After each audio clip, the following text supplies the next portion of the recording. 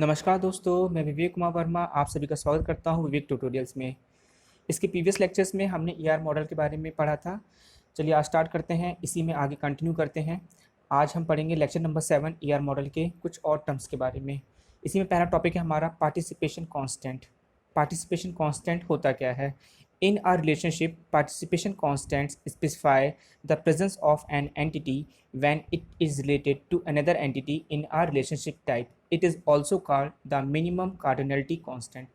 Participation constant मतलब ये होता है जब एक एंटिटी दूसरी एंटिटी से किसी रिलेशनशिप के द्वारा डायरेक्टली कनेक्ट हो, मीन्स दो एंटिटी के बीच में कम से कम एक रिलेशनशिप हो, उसे ही हम कहते हैं पार्टिसिपेशन कांस्टेंट्स। मीन्स जब एक एंटिटी के बीच में कोई रिलेशनशिप हो और वो रिलेशनशिप किसी दूसरी एंटिटी को रिप्रेजेंट करता हो, दोनों बीच में 1-to-1 का रिलेशनशिप है, उसे ही हम कहते हैं पार्टिसिपेशन कांस्टेंट, जो कि एक मिनिमम कार्डिनलिटी कांस्टेंट को मेंटेन किया हुआ है। जैसे एम्प्लॉय एक एंटिटी है, works for department, means employee जो है वो किसी वर्क करता है, किसी डिपार्टमेंट के लिए काम करता है, तो work for is a relationship और department is the another entity, means दोनों के बीच में कम से कम एक रिलेशनशिप मेंटेन है। इसे ही हम कहते हैं पार्टिसिपेशन कांस्टेंट। पार्टिसिपेशन कांस्टेंट जो होता है वो दो टाइप का होता है, एक होता है टोटल पार्टिसिपेशन, दूसरा होता है पार्शियल पार्टिसिपेशन। पहला है total participation constant. It specify that each entity present in the entity set must mandatorily participate in at least one relationship instance of that relationship set. For this reason, it is also called a mandatory participation. Total participation मतलब ये होता है जब कोई entity पूरी तरह से किसी रिलेशनशिप पे डिपेंड हो, that is the total participation. For example, total participation को हम डबल लाइन से रिप्रेजेंट करते हैं। फॉर एग्जांपल, जैसे डायग्राम में दिखाया गया है, रिलेशनशिप और एंटिटी के बीच में एक डबल लाइन को दर्शाया गया है, that is the total participation constant. For example, student enrol in course, student और कोर्स के बीच में इनरोल है, मीन्स स्टूडेंट किसी न किसी कोर्स के लिए इनरोल जरूर होगा, मीन्स स्टूडेंट क्या है, इनरोल होगा, it is a must for any course. तो स्टूडेंट और इनरोल के बीच में डबल लाइन है, मीन्स स्टूडेंट और enrol is the total participation constant या मैंडेटरी पार्टिसिपेशन, मीन्स स्टूडेंट आया है वो इनरोल होगा फॉर किसी भी कोर्स के लिए, that is the total participation. Second है हमारा partial participation. It specified that each entity in the entity set may or may not be participate in relationship instant of the relationship set. It's also called the optional participation.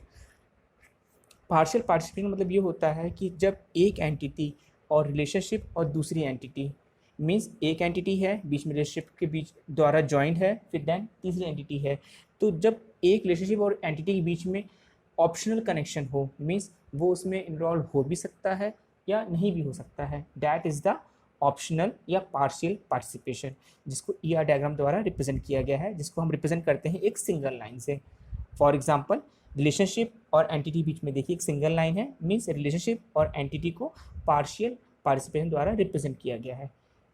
Example है, जैसे student है, enrol in course, means student और enrol के बीच में total participation है, पर enrol इन और कोर्स के बीच में पार्शियल या ऑप्शनल पार्टिसिपेशन है। Single line between the entity that is course and enrol in a relationship signifies the partial participation, which means there might be some courses where enroll are not made, that is enrollment are optional in that case, means student आया है enroll होने के लिए, but वो जिसके लिए enroll होना चाहता है वो कोर्स उसके हिसाब से नहीं या उसकी चॉइस में नहीं है, तो वो enroll नहीं होगा उस कोर्स के लिए, तो that is the optional, या इसे ही हम कहते हैं partial participation। नेक्स्ट टॉपिक है हमारा generalisation. Generalisation is like a bottom up approach in which two or more entities of lower level combines to form of the higher level entities if they have some attributes in common. In generalization, an entity of high level can also combine with the entities to the lower level to form a further high level entities. Generalization is more like subclasses and superclasses system, but the only difference is the approach. Generalization uses the bottom approach. In generalization, entities are combined to form a more generalized entity, that is a subclass are combined to make a superclass. Generalisation होता क्या है? Generalisation means होता है bottom approach, किसी भी चीज़ को design करने के लिए बॉटम से उस चीज़ को डिज़ाइन करना और टॉप तक लेके जाना, यही होता है हमारा जनरलाइजेशन। जैसे अगर हमें स्कूल की, किसी कॉलेज की या स्कूल की वेबसाइट को डिज़ाइन करना है, तो सबसे पहले हमने डिज़ाइन किया कि वहाँ पे कौन कौन से कोर्सेज चलते हैं। मान लीजिए वहाँ पे CS कोर्स है, IT कोर्स है, इलेक्ट्रॉनिक कोर्स है, मीन्स हमारे पास 3 कोर्स हैं। अब 3 कोर्स किससे जुड़े हुए हैं? किसी कॉलेज से। तो that is the bottom approach, means हमने नीचे से सोचना शुरू किया है और उसको टॉप तक लेके गए हैं। यही होता है हमारा generalisation. For example, faculty and student entities can be generalise and create a high level entity person. देखिए जैसे डायग्राम बताया गया, फैकल्टी एक एंटिटी है, स्टूडेंट एक एंटिटी है, दोनों एक रिलेशनशिप इज ए से जुड़े हुए हैं और इज ए जुड़ा हुआ है हमारा एक और एंटिटी पर्सन। मीन्स फैकल्टी और student is a person. Faculty और स्टूडेंट दोनों क्या है? एक पर्सन है। That is the bottom up approach, इसी ही कहते हैं हम जनरलाइजेशन। मीन्स लोअर लेवल से हायर लेवल तरफ मूव करना, दैट इज जनरलाइजेशन। दूसरा है स्पेशलाइजेशन।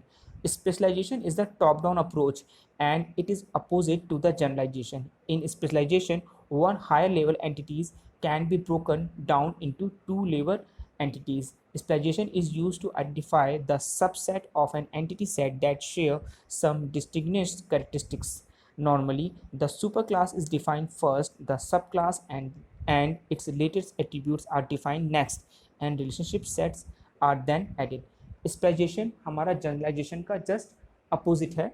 स्पेशलाइजेशन में हम जो भी चीज़ डिज़ाइनिंग करते हैं वो टॉप डाउन करते हैं, मीन्स ऊपर से स्टार्ट करते हैं सोचना और बॉटम तक जाते हैं।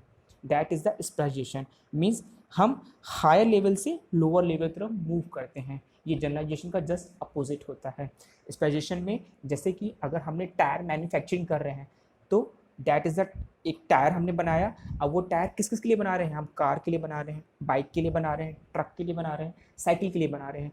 That is the top down approach. For example, in an employee management system, employee entity can be specialized as tester or developer based on what role they play in the company. एक employ जो कि entity set है is a tester और developer. एक employ है वो tester भी हो सकता है और डेवलपर भी हो सकता है। मीन्स एक एम्प्लॉय को हमने हायर किया, उसको हम टेस्टिंग के लिए भी लगा सकते हैं, उसको हम डेवलपिंग के लिए भी लगा सकते हैं। तो it is a top down approach, यही होता है हमारा स्पेशलाइजेशन। मीन्स जब टॉप से हमें कुछ डिज़ाइन करनी हो और बॉटम तक जाना हो, that is the specialisation. Generalisation means जब हमें बॉटम से टॉप के ऊपर जाना हो, मीन्स हमने बॉटम की कोई चीज़ डिसाइड किया और उसको हमें टॉप तक जाना है, दैट इज़ द जनरलाइजेशन। इसी में हमारा नेक्स्ट टॉपिक है aggregation. In aggregation the relation between two entities is treated as a single entity. Aggregation मतलब ये होता है कि जब दो एंटिटी एक दूसरे से कुछ इस तरह से जुड़ी हो तब उनको हम एक सिंगल एंटिटी की तरह ट्रीट करते हैं, वही होता है हमारा aggregation. In aggregation relationship with its corresponding entities is aggregate into a high level entity. For example, center entity offer the course entity act as a single entity in the relationship which is in a relationship with another entity visitor. In the real world, if a visitor visit a coaching center, then he will never inquire about the course only or just about the center. Instead, he will ask the inquiry about both. जैसे aggregation में देखिए diagram द्वारा बताया गया है, centre of a course. Centre और course दोनों एक दूसरे से रिलेटेड हैं। अगर एक सेंटर है तो कोर्स भी वही अक्वायर कर रहा है या वही चला रहा है, तो उसको हमने एक एंटिटी माना है। मीन्स दो एंटिटी और उसके रिलेशनशिप को मिला के हमने एक एंटिटी माना है, उसे कहा जाता है एग्रीगेशन, जिसको बॉक्स द्वारा रिप्रेजेंट किया गया है। इंक्वायरी विजिटर मीन्स अगर विजिटर किसी चीज़ की इंक्वायरी करता है तो कोर्स के बारे में इंक्वायरी नहीं करेगा, वो सेंटर के पास जाएगा, सेंटर उसको अपने सेंटर और कोर्स दोनों के बारे में बताएगा। मीन्स अगर विजिटर इंक्वायरी करेगा सिर्फ कोर्स के बारे में, सिर्फ कोर्स के बारे में पता चलेगा, बट विजिटर को क्या चाहिए? उसको ये भी तो पता करना है कि सेंटर कैसा है। तो विजिटर क्या करेगा? इंक्वायरी करेगा सेंटर के पास जाके। जब वो सेंटर के पास जाएगा तो उसको सेंटर और कोर्सेज दोनों के बारे में इंफॉर्मेशन मिलेगी। That is the aggregation. Means दो एंटिटीज़ को कंबाइन करके एक एंटिटी बनाना और फिर उस एंटिटी के बिहाफ पे ही अदर एंटिटी को एक्सेस करना या हैंडल करना, दैट इज़ द एग्रीगेशन। आज के लेक्चर्स में इतना ही। आज का लेक्चर आपको कैसा लगा कमेंट बॉक्स में लिख कर ज़रूर बताइएगा। कोई आपकी डाउट्स हैं तो आप मुझे मैसेज द्वारा पूछ सकते हैं।